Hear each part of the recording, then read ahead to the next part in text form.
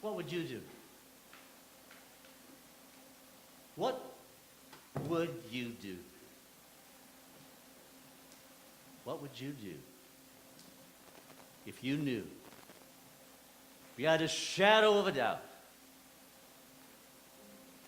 that someone else was going to die in your place? What would you do? If someone took your place, died the death that was intended for you, what would you do?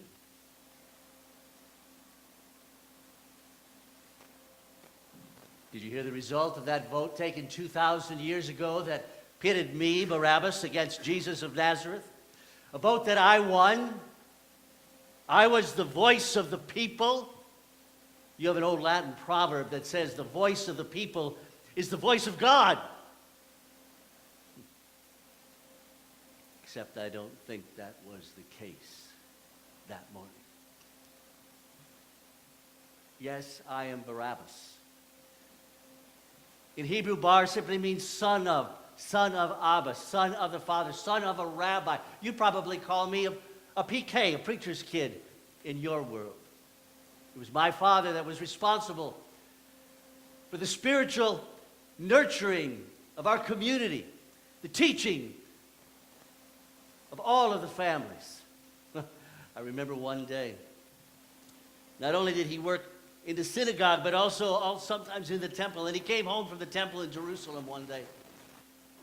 And he told us about a young boy, 12 years old, that had stopped by the temple. Parents weren't around, didn't know where his parents were. And he absolutely amazed the scholars, the rabbis, the intellectuals, amazed them with his questions, amazed them with his interpretation of the prophecy. I remember my father looking at me and saying, "Why didn't you study your lessons like that, young man? What's the matter with you?" But then what did he expect? Did he expect that I would simply adopt his religion? That I would simply believe that at some unknown time, at some unknown place, some unknown person was going to appear and be our Messiah? Someone who hadn't come for hundreds of years and no one knew when or if he would come? No. That wasn't enough religion for me. That wasn't the kind of faith I was interested in. The only thing that mattered to me is being a part of something that had at its very core the overthrowing of that Roman yoke of oppression that so stifled us. Oh, I remember my bar mitzvah. That time when we kind of came of age, and our fathers placed on our forearms and on our foreheads those little boxes called phylacteries. And inside those little boxes were goat skin, in which some of the Hebrew scriptures were written.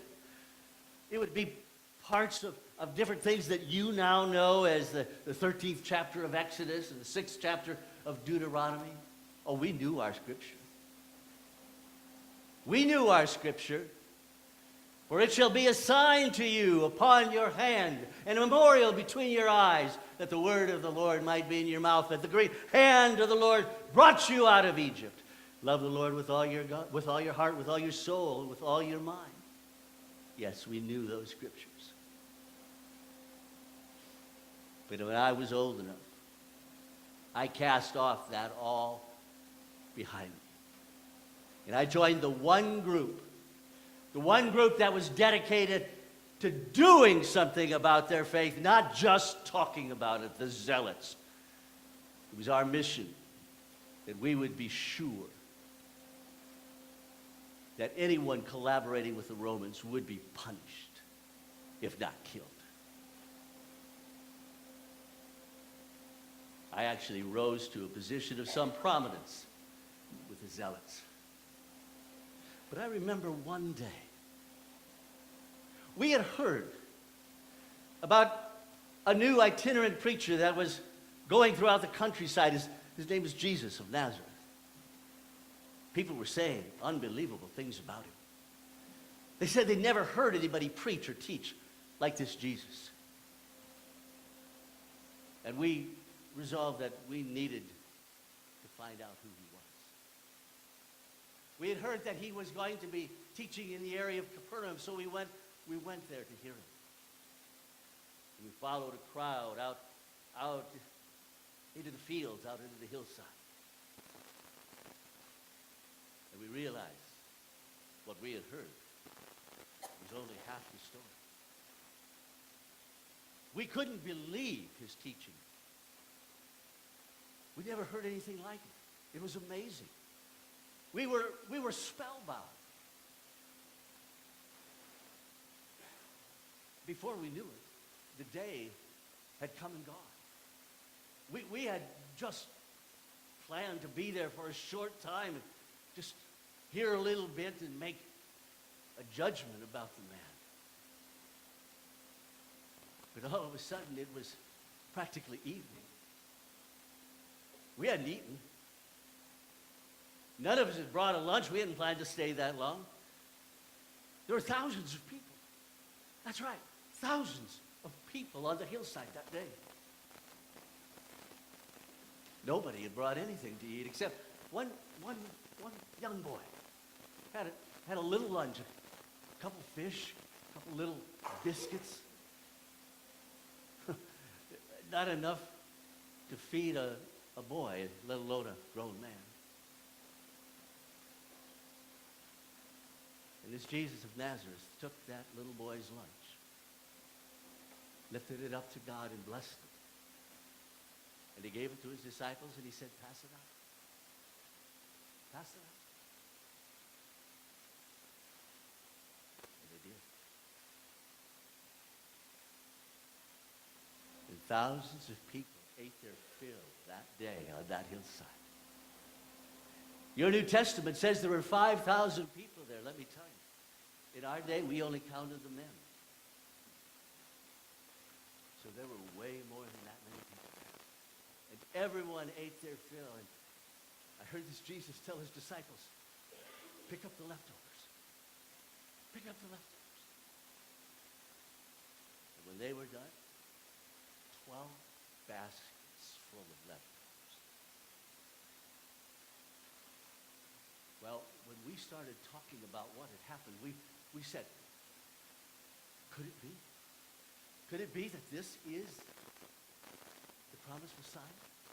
Anyone who had the power to do what he did that day, we were resolved he had to be our leader.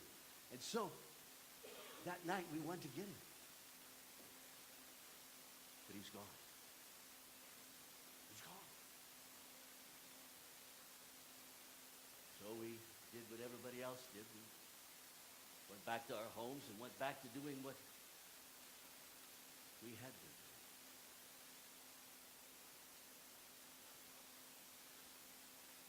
Well, I suppose you're wondering how I got into that stinking and rotting prison beneath Pilate's palace.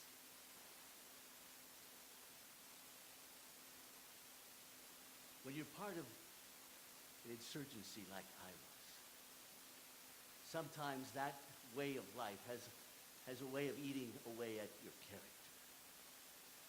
And what began as robbery for a cause, what began as killing for a cause, had a way of becoming just robbery for robbery's sake, killing for killing's sake. But there was one day when we heard that the new governor of Syria was coming to Jerusalem. And so we resolved to attack him and show him once and for all who we were. There was a narrowing of the road on the way to Jerusalem. Perfect place for an attack. I don't know what happened. I don't know if someone tipped off the Romans or if they anticipated that very place might be used for such an attack. Or if there just were more Romans than we ever imagined there would be. But from the beginning, everything went south. Those of us that weren't killed were thrown into prison. And believe me, when you're arrested for attacking Roman soldiers, the Roman governor, there was no trial. There was no appeal. There was no plea. It was just a matter of time for all of us. And the one thing we dreaded more than anything was hearing our name. Because we knew when we heard our name, that would be our last day. Well, you really aren't here to hear about me, are you? You're here to hear about that morning. That Friday morning. That Friday that you now call here. We were awakened that morning with shouts in the courtyard of Titus Palace. We couldn't see what was going on.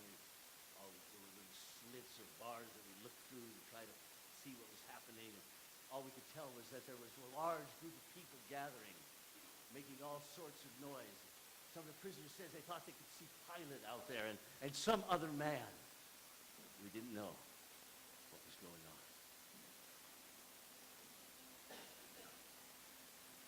And then I heard.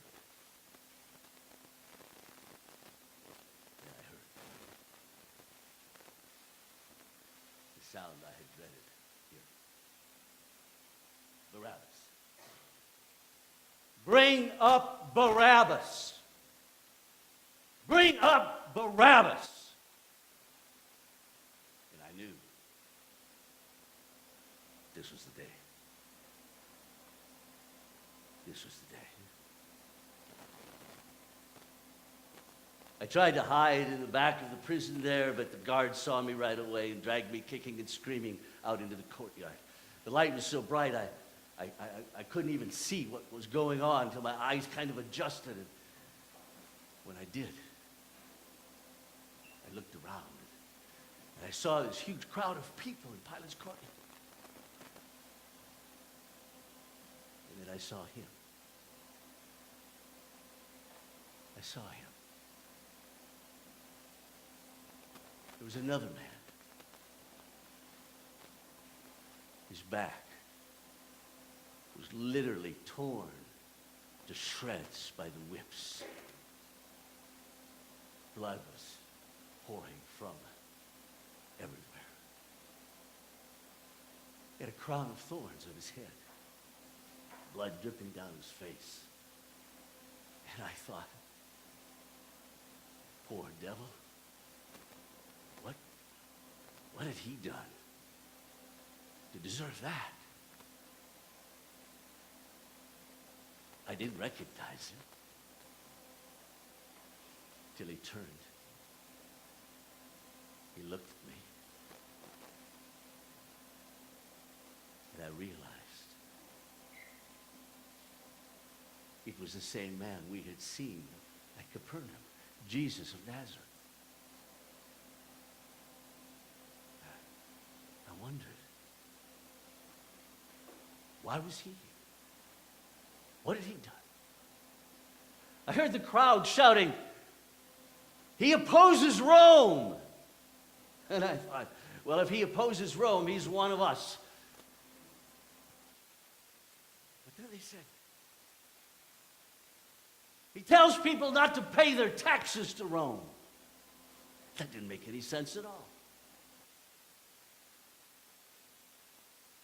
In fact, on the hillside that day, he told us to pay our taxes willingly. That was one of the reasons I wasn't so sure I wanted to follow.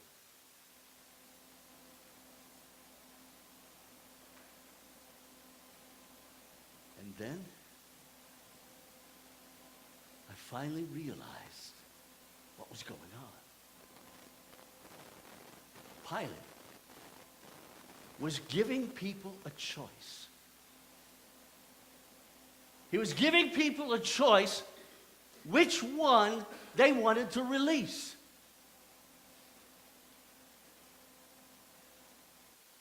I don't know if you realize it or not, but my name was actually Jesus also. It was Jesus Barabbas.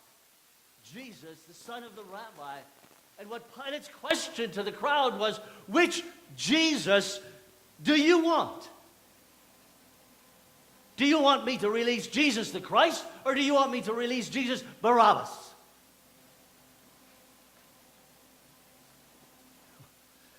Pilate looked at me. You didn't have to be a mind reader to know what he was thinking. You filthy animal. Today you're going to get what you deserve. Today you're going to get what you deserve.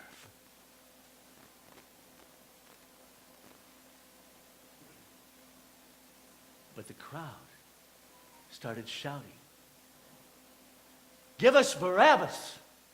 Give us Barabbas!" I looked out and I saw some priests running around, prodding them, telling them to yell for me. Talk about ironic. Priests running around yelling for me. But then I wasn't going to complain because it was going to be my skin or his. And believe me, I valued my skin a lot more. And then Pilate said, "What shall I do with Jesus the Christ?" They said, "Crucify him. Crucify him. Crucify him." I suppose if you were to see how many people were in the courtyard that day, as you count crowds, perhaps you would say that there weren't all that many people there. But can I tell you something? In that moment, it seemed like every man, woman, and child who ever lived was shouting, "Crucify him! Crucify him! Crucify him!"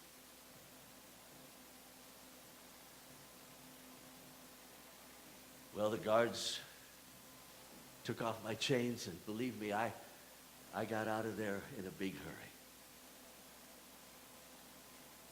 But I didn't go very far because I had to know. I had to know just who is this Jesus of Nazareth who would go to a cross that was meant for me. And so I watched. Close enough to see, close enough to hear, but not close enough to any soldiers. I didn't want them changing their mind. I watched him carry that cross. I saw him nail his hands and his feet. And I heard him say, "Father, forgive them, for they know not what they do." Father, forgive them, for they know not what they do. Who says that?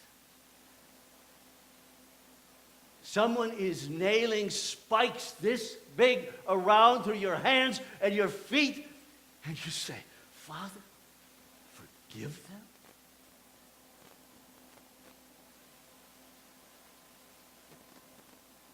I saw him there on the cross, and I waited. And I was there when the sky turned black. I was there when the ground beneath our feet began to quake.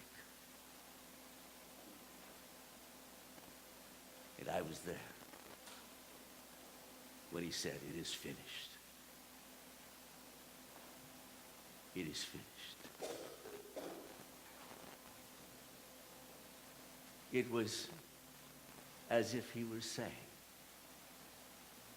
that everything that had happened was somehow part of his plan. And then, Father, into your hands I commit my spirit.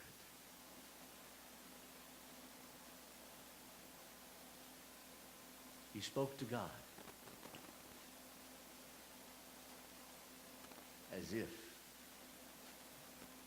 he were his son. And he bowed his head and died.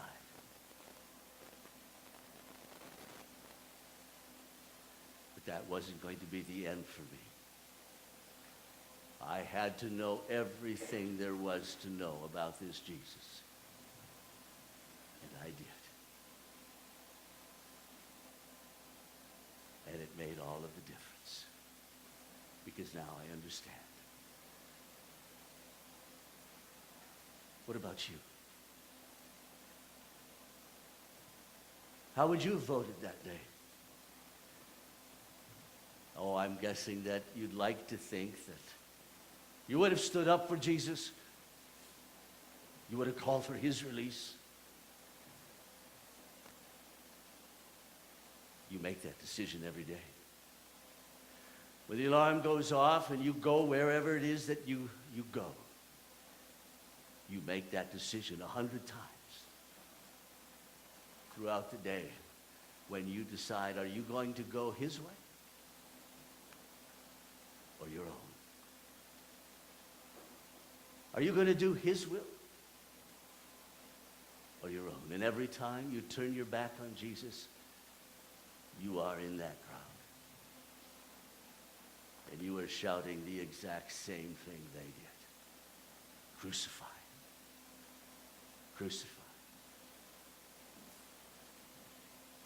Oh, I know. You don't think you're anything like me. You've never robbed from anyone, never stolen anything, never killed anyone, never spent time in prison, never been condemned to death. But friends, it's our sin, it's our selfishness, it's our pride. It's our desire to do what we want to do that shackles each of us, just like the chains that I wore.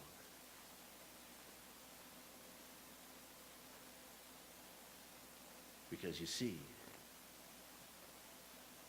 Jesus didn't just go to the cross in my place. He went to the cross in your place.